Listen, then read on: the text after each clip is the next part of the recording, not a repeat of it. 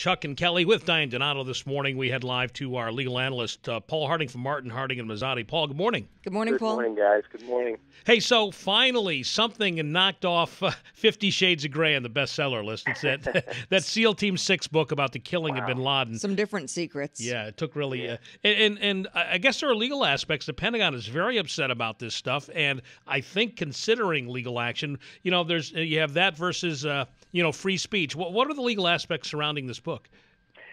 Well, there sure are. Of course, as we all heard when Osama bin Laden was killed, and the facts were kind of leaking out, and I think the whole country sort of is fascinated with this kind of special ops operations going on all over.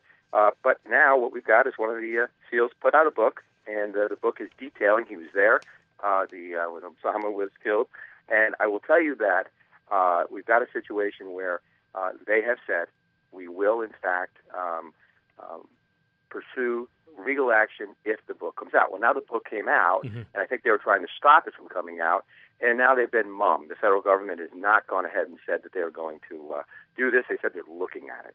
No, I know I don't know legally what the story is, but I know the SEALs supposedly are not really supposed to be going public with stuff like this. If the Pentagon or the government would decide to sue the author, do you know would they have to prove that they were leaking actual secrets, or what would they have to prove?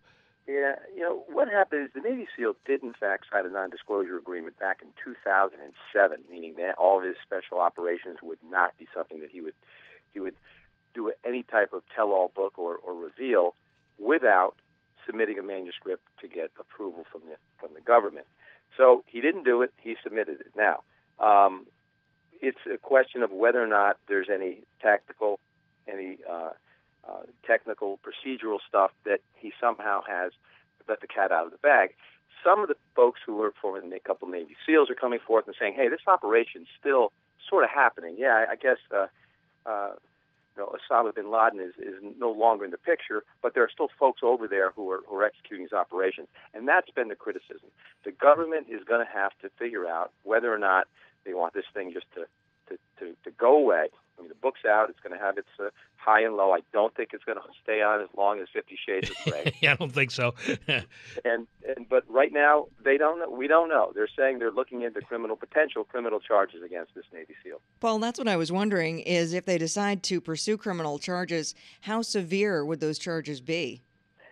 Yeah, I took a look yesterday to see what the charges would be, and it is really divulging classified information, and it is a felony within the federal law. So there's jail time, potential jail time, and a formal.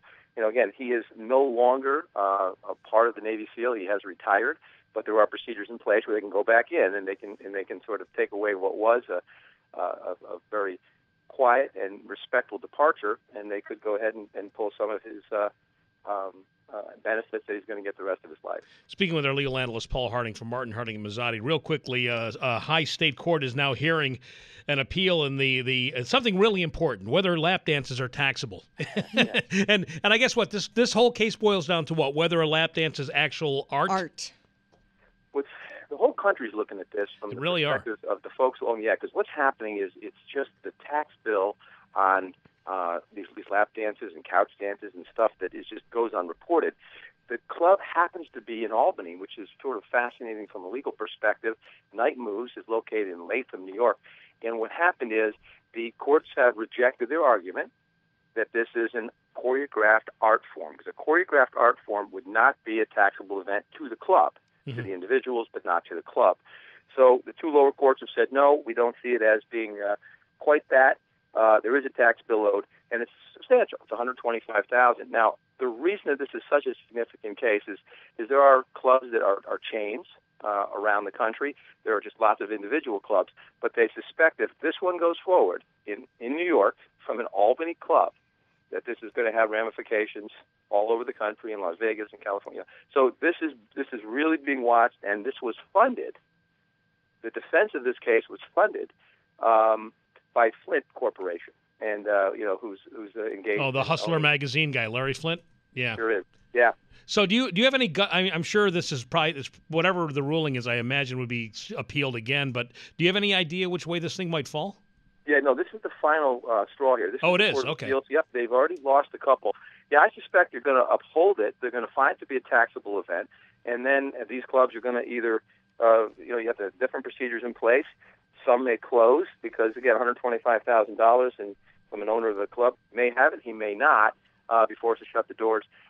I suspect they're going to uphold it, and then it's just going to be a fight-by-fight analysis, and they're going to have to change how they do how they pay for the art form, or lack thereof. They should have hired a choreographer and put a choreographer on staff. That could be a loophole. That is absolute possibility. Diane has a good legal mind, doesn't she? Or, yeah, she does.